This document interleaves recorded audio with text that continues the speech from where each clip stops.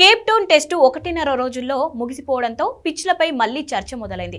భారత్లో స్పిన్ పిచ్లపై సరిగ్గా ఆడలేక చేతులెత్తేసిన తర్వాత విమర్శలు గుప్పించే బ్రిటిష్ మీడియా కేప్ టౌన్ పిచ్లపై మాట్లాడకపోవడం ఆశ్చర్యపరిచింది. భారత్లో పిచ్లపై కనీసం 3.5 రోజుల్లో టెస్టు మ్యాచ్ ఫలితం వస్తుంటే ఇక్కడ 6 సెషన్లోనే మ్యాచ్ ఫినిష్ అవ్వడంపై విదేశీ మీడియా ఎందుకు సైలెంట్ గా ఉండనేది తెలియాలి. ఇదే విషయంపై భారత్ కెప్టెన్ రోహిత్ శర్మ కాస్త ఘాటుగానే స్పందించాడు.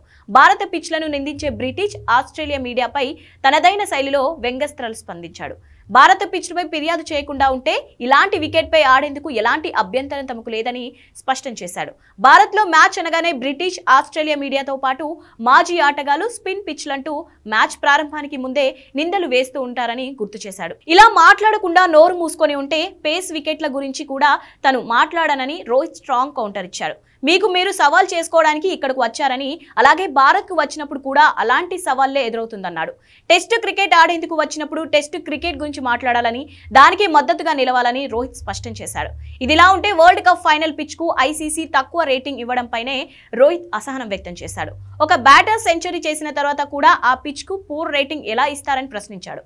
భారత్లో తొలి రోజు నుంచే పిచ్ పై నిందలు వేస్తున్నారని, క్రాక్స్ ఉన్నాయని పనికి మాలిన ఆరోపణలు చేస్తారంటూ రోహిత్ ఫైర్ అయ్యాడు. క్రికెట్ టీమ్స్ భారత పర్యటనకు వచ్చినప్పుడు కళ్ళు చెవులు తెరిచి ఉంచాలన్నాడు. సవాల్ చేసే పిచ్ సానుకూలతలను కూడా చూడాలని, ఛాలెంజింగ్ గా ఉంటేనే కదా సత్తా తెలిసేదంటూ హిట్ మ్యాన్ సెటర్లు వేశాడు. కేప్ టౌన్ లాంటి పేస్ పిచ్లపై ఆడడం సవాల్గా భావిస్తున్నట్లు రోహిత్ చెప్పాడు. భారత్కు వచ్చినప్పుడు విదేశీ జట్లు ఎందుకు ఇలాంటి సవాళ్లను ఎదుర్కొనేందుకు సిద్ధంగా ఉండవో అర్థం కాలేదన్నారు. అటు పలువురు మాజీ క్రికెటర్లు కూడా రోహిత్ వ్యాఖ్యలకు మద్దతుగా నిలిచారు. ఐసీసీ లేదా British media Cape Town pitch పై ఏం చెప్తుందని ప్రశ్నిస్తున్నారు.